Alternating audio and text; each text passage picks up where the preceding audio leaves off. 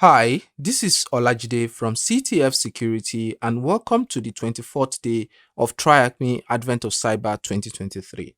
In this video, we'll briefly take a look at the critical procedures for collecting digital evidence, addressing the unique challenges posed by modern smartphones. We'll then explore the powerful capability of Autopsy Digital Forensic tool by applying it to an actual Android image. So without further ado, let's get started.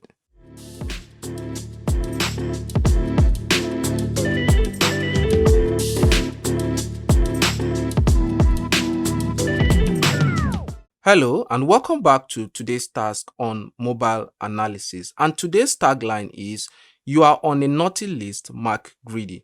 Now, if you take a look at the right corner of the screen, we have the Start Machine button.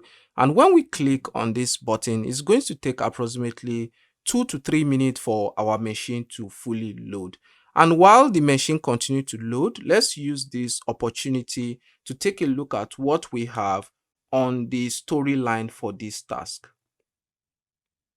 So I'm going to scroll up. Okay. So we have it as Detective Frost continued to piece the evidence together and Tracy McGrady is now a suspect. What more, the detective believes that McGrady communicated with an accomplice.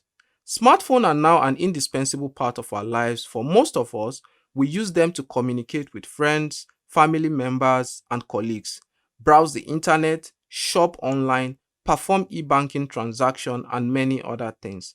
Among other reasons, it's because smartphones are so intertwined in our activity that they can help exonerate or convict someone of a crime. Frost suggests that Tracy company-owned phone be seized so that Forensic McBlue can analyze it in his lab to collect digital evidence. Because it's a company-owned, no complicated legal procedures are required. Then the next section we have here is a learning objective. I'm going to be skipping that because we've properly covered that in the video introduction. The next section we have is the digital forensic primer. Digital forensic is a process of collecting, analyzing, and preserving electronic evidence to investigate and prevent cybercrime or unauthorized activities. And if we scroll down here, in the following section, we assume that we are dealing with computer and smartphone owned by the company or seized as part of a criminal investigation. Now, we'll be talking about how are these digital evidence collected or acquired. Acquiring an image for digital forensic can be challenging depending on the target device. Computers are more accessible than other devices, so we'll start our discussion by focusing on them. There are four main types of forensic image acquisition. We have the static, we have the live acquisition, we have the logical, and we have the sparse acquisition. So we'll be talking about these different acquisition types. So let's start from static acquisition. In static acquisition, a bit-by-bit image of the disk is created while the device is turned off. While in the case of the live acquisition, a bit-by-bit image of the disk is created while the device is turned on. Then when it comes to logical acquisition, a selected list of files is copied from the seized devices. And lastly, on the sparse acquisition, we select fragments of unallocated data which are copied from the disk. The unallocated area of the disk might contain deleted data.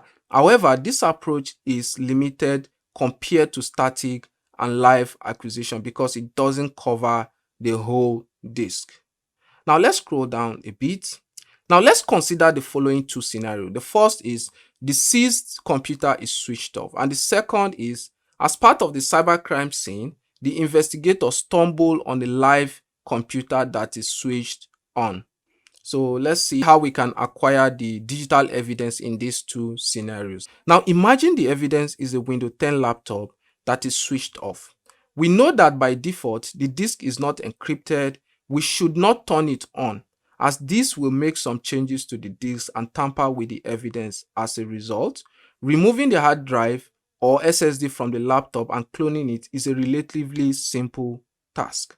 Now, the first thing we'll do is we use a write blocker, a hardware device that makes it possible to clone a disk without any risk of modification. Secondly, we rely on our forensic image software to get the raw image or equivalent. And lastly, we need a suitable storage to save the image in. And here we have a picture of the write blocker. Now let's see the second scenario, which is when our device is turned off. Another example would be dealing with a laptop that is switched on. In this case, we shouldn't switch it off. Instead, we should aim for a live image. The laptop might be encrypted, and shutting it down will make reading its data impossible without a password. Furthermore, data in a volatile memory might be important for our investigation. And let's see what else we can have. Now we're going to talk about acquiring a smartphone image.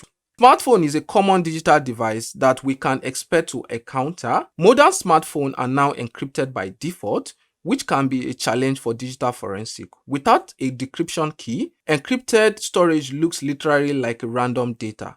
Finding the decryption key is crucial to be able to analyze the image. Now we're going to briefly talk about the evolution of encryptions in smartphone devices. Now it all started from Android 3.0, which is codenamed Honeycomb. They started by putting a basic lock on tablets like general padlock for the whole devices. Then on Android 4.0, which is codenamed Ice Cream Sandwich, they extended the lock to phones, giving users the option to use it, but it was still like one big padlock for everything on the device. And then on Android 4.4, the full disk encryption was introduced, automatically securing users' data with a password required for device booting, which applies to built-in storage excluding removable memory. Then on Android 7.0, things got smarter with file-based encryption. Now it's like having different locks for each file or type of data on your phone. Even if one part is accessible, the rest stays securely locked until you fully unlock your device. Now on later versions, there's continuous improvement in security. Think of it like upgrading from a single master key to a complex system with individual keys for each piece of your data, providing better protection against unauthorized access. Since Android 6.0, encryption is mandatory, ensuring default encryptions on modern Android devices. Apple iPhones prioritize data security with data protection. A file-based encryption in iOS emphasizing industry-wide commitments to mobile security and user privacy. And now let's take a look at other sections that we have as well. Now we have our practical case here, which is actually diving into the task for the day. Tracy McGrady phone is company property. This means that it was easy for Detective Frost to seize it and asked Forensic McBlue to use his expertise to carry out digital forensic. The first thing Forensic McBlue does is put the phone in a Faraday bag. A Faraday bag prevents the phone from receiving any wireless signal, meaning Tracy McGrady can't wipe its data remotely. Now that McBlue has Tracy McGrady Android phone, it's time to get an image. He successfully unlocked the phone using the same password used to lock everyone out of the server room 3 weeks ago. Now you can remember this in our previous task in other Advent of Cyber videos. Now what a coincidence. The main tool McBlue used for analyzing Android phone are Android Debug Bridge, the ADB tool, and the Autopsy Digital Forensic. Once the phone is unlocked and connected to the laptop, creating a backup using ADB backup is relatively easy. And here is an exact command he used. So he issued the ADB backup -all-f android backup.ab. This is the breakdown of the command. The backup -all means that we want to backup all applications that allow backup. The -f android backup.ab saves the backup to a file name android backup.ab. Now, there's a limitation to the ADB backup because some application settings are set to allow backup equals to false. Although this option still works with limited number of applications, it has been restricted since Android 12. So it's a good idea to rely on more robust alternative. This backup of various applications is considered a logic image, but Forensic MacBlue isn't satisfied. It wants a full raw image of the phone storage. So many commercial products can be used to acquire an image. However, most of them rely on Android debug bridge and combine it with other tools such as an exploit to gain root access. So now let's fast forward to when the disk image have successfully been acquired by Forensic MacBlue.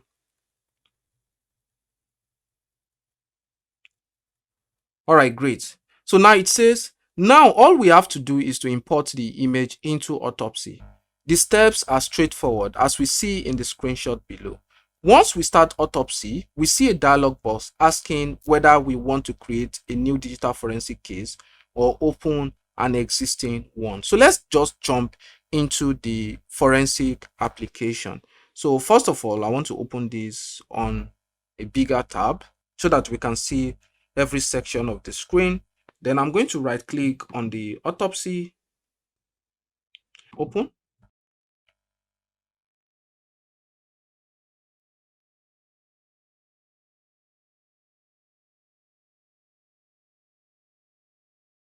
We have the welcome screen for the Autopsy application.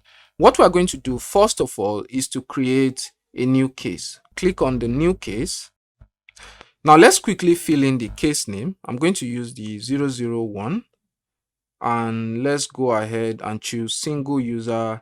And we're going to work with the base directory, the c/user/administrator/document. And I'm just going to click on next. Then we're going to give this a case number. So let's just call it MG001. Then the investigator is Forensic MacBlue, the phone number. We can just leave the email and we can specify the note if we want to. Then we can just click on finish.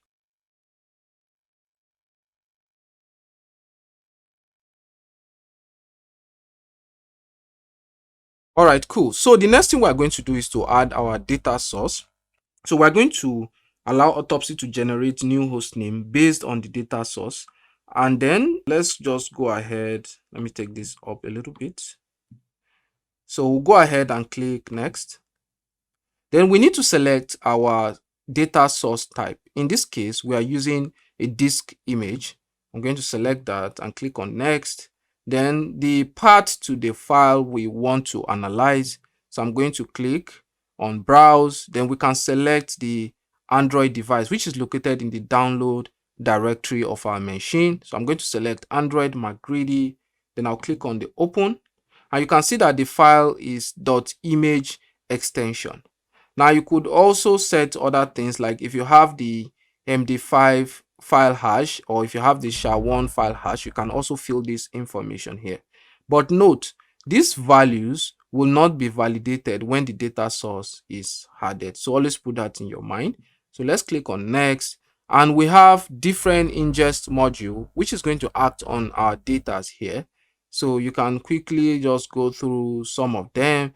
But the one that is very necessary in our analysis is the Android analyzer. So you have to make sure that the Android analyzers are checked. So you can see the first one and the second Android analyzer. I'm going to click on next. And now this is going to take a while to add data source for our analysis. Okay, so we have data source has been added to the local database. File are being analyzed currently. I'm going to click on finish. And we just wait for some time for our data to fully load. Now you can see that we have some information here. First of all, we have different sections here on our data source. We have the file view, we have the file type still under the file view. We have the data artifacts, and the things we have on the data artifacts include communication account, contact, messages. We also have analysis results and OS account. Then on the tags, we currently have an empty tags. Then on scores, there's nothing on scores. So whatever item that we tag or label will be added to the score section here, or to the suspicious item section. So let's go ahead and start our analysis on this data source. I'll go back to the TryAcme and let's try to see what we need to get from this data source. So answer the questions below. One of the photos contain a flag. So what is it? So now that we know that we are dealing with photos, we're just going to go into the autopsy application. We'll go to the file types. I'm just going to expand this. And then we have different section under the file types. We have by extension or by MIME type. So I'm going to select by extension. Then we can select the images. And this is going to give us all the images on this Android device. And if I scroll ahead, you can see some information about the extension, if there's any MAM type, if the hash is present or the MD5 is present, the location of the file on the phone. You can also see the sizes and other relevant information. So what I like to do is sort by size.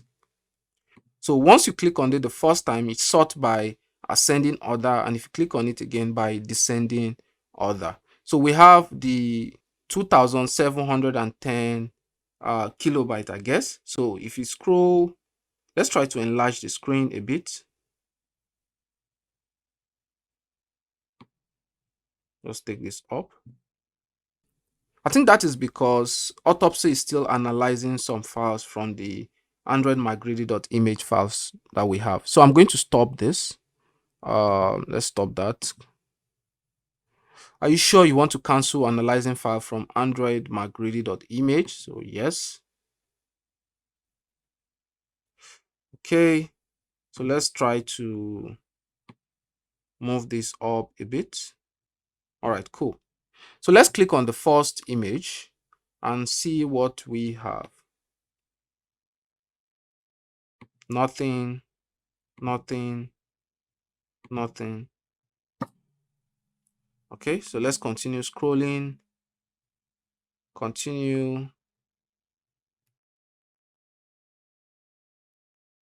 So we are looking for an image that contains a flag. Let's continue scrolling.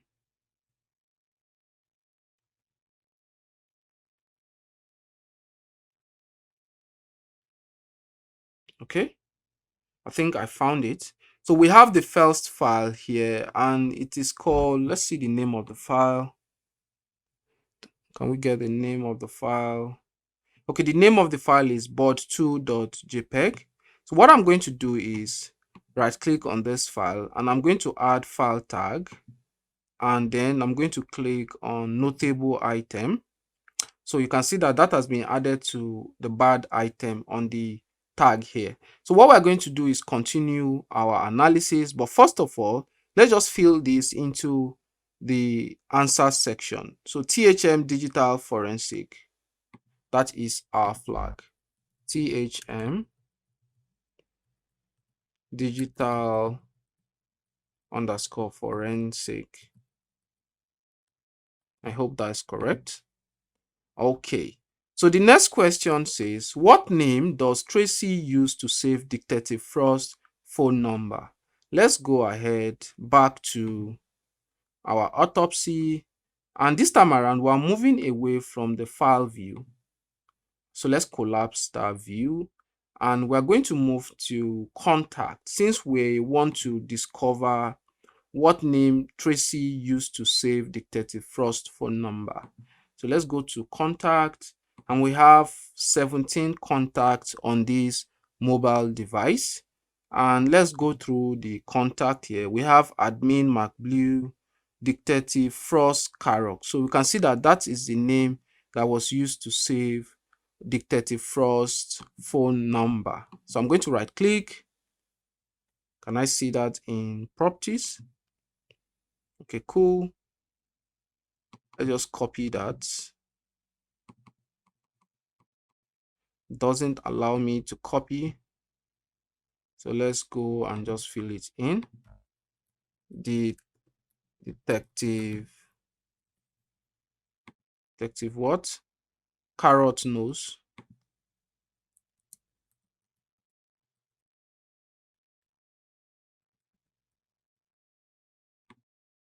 Okay, is an hyphen.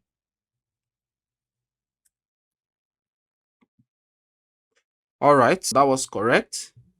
The next question says one SMS exchange with Van Sprinkles contain a password. What is it? So let's go back to Autopsy. I'm going to close this. And this time around, we're going to messages. And let's try to sort this message according to time. Let's go to, this is phone number. Okay, this is date and time. So I'm going to just click on date and time, and this is going to sort it either in ascending order or descending order. So let's go with the first one. And this is the text that was sent. And you can see that this is an outgoing text from McGreedy's phone. And it says, "Hi, what's up?" We have an incoming text. And it says, "Hi, I was going to write to you." Then we also have another outgoing message, and it says, "Hi, did you hear the news? Our company is getting acquired." Let's see an incoming from Van Sprinkle, and it says, "Yeah, I just heard. I'm not sure how I feel about it." Then we have another outgoing from McGreedy, and it says, "I've been here for a few years now, and I've really come to love the company culture and my colleagues. I have strong reason to believe that I will be demoted. I am not happy with the acquisition." Okay. Yeah, it's a big concern. That is from Van Sprinkles. Then we have, so what do we do now? And we have incoming. I don't know. I guess we just have to wait and see what happened. But I'm not optimistic. Actually, I'm going to do everything within my power to stop this from happening. What do you mean? I won't let them have peace. Oh, I don't know what to say. Maybe you are right, but they are good people. They will be making a big mistake if they proceed and demote me. I don't know what to say. There's a password that I want you to save for me. Oh, this is what we're looking for. Make sure you keep it somewhere secure and private. Password. Okay, I will save it for you. And we have our password. And you can see it's an outgoing, meaning that it was sent from Margredy's phone to Van Sprinkle. So I'm going to grab this. Can I copy? I don't think so. Paste. So we have to grab it manually.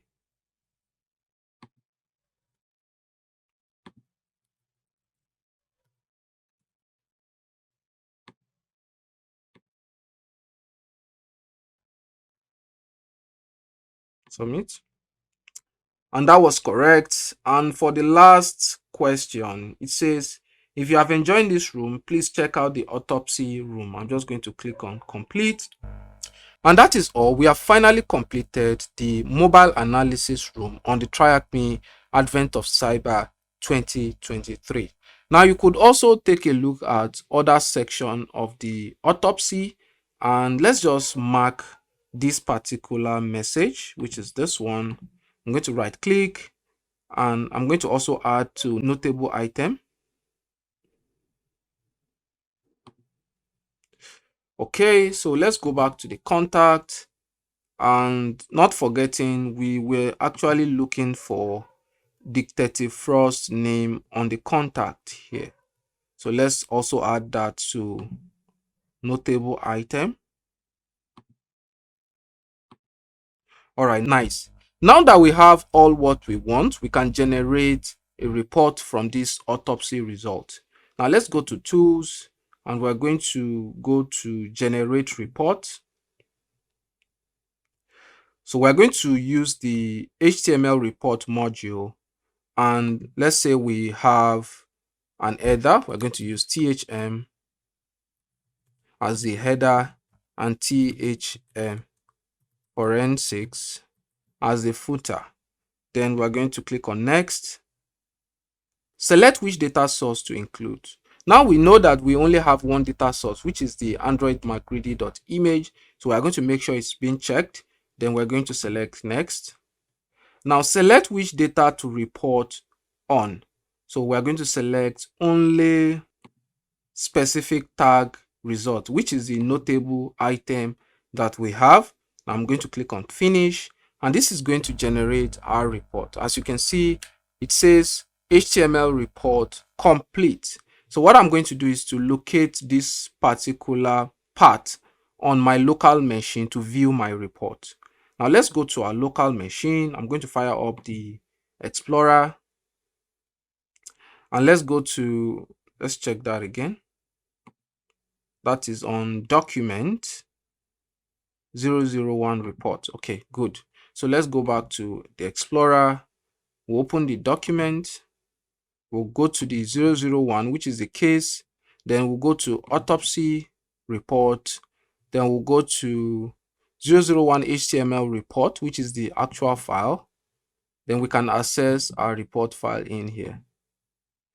I'm going to open this with Firefox.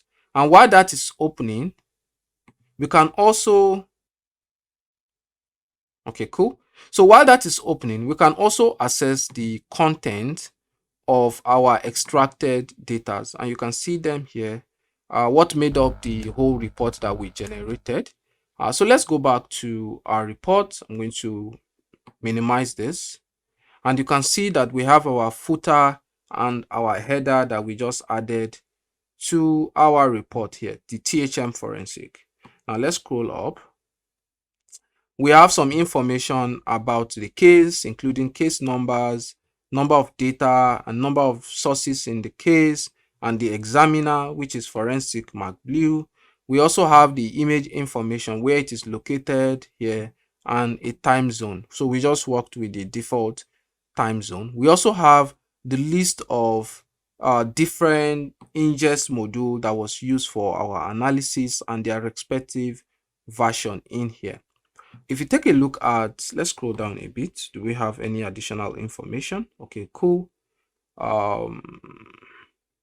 Let's go to contact. Now, if you go to the contact section here, you can see that we have the contact we added to the tag, the phone number of the detective Carrot Nose. We also have other information like the part where the contact was saved, and also the tag, which is the notable item tag. Now, if we go to the message section here, we have the Android message, which is outgoing. We have the mode or the status, which is read, and we have the time zone and the actual date and time the message was sent. And if you continue to scroll, we have who we actually send the message to, which is the Van Sprinkle's phone number. Then we also have the actual text or password that was sent to Van Sprinkles. So let's go ahead to the next one. Let's see, what else do we have? This is the first item, tag result. Okay, yeah. So we also have the last result, which is actually our flag that we extracted from the machine. And one thing you can do here is to click on the image to see the actual view of the picture. So you can right click and you can save this to your local machine. So this is how you can generate report from Autopsy Forensic application. So guys, that'll be all in this video. Please make sure you like, subscribe, and share, and I'll see you in the next video.